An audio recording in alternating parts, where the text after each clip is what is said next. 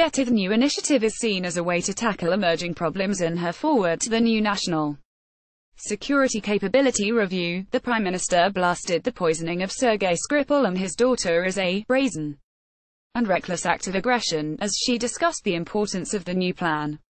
She said, "Over the past year in the UK we have witnessed appalling terrorist attacks in London and Manchester, but also a brazen and reckless act of aggression on the streets of Salisbury, attempted murder using an illegal chemical weapon, amounting to an unlawful use of force against the UK. As long as we defend our interests and stand up for our values, there will continue to be those who seek to undermine or attack us.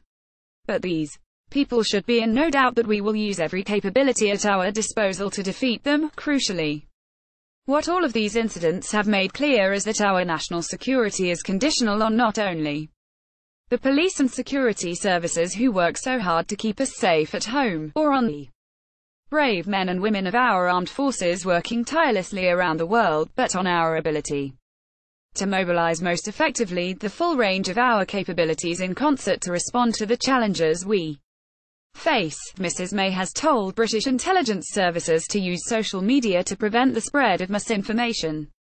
The UK's Chief of the Air Staff, Sir Stephen Hillier, also iterated the growing severity of the Eastern threat by declaring that the world's global networks are being challenged by Russia.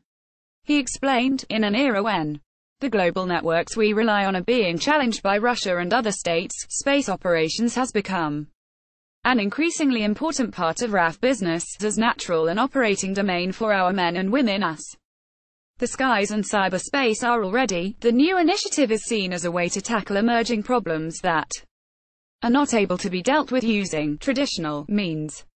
Security sources also told The Telegraph that the UK must harness soft power and counter-propaganda on social media networks, suffocating hashtags on Twitter to prevent terror groups such as ISIS from spreading their message was also mentioned.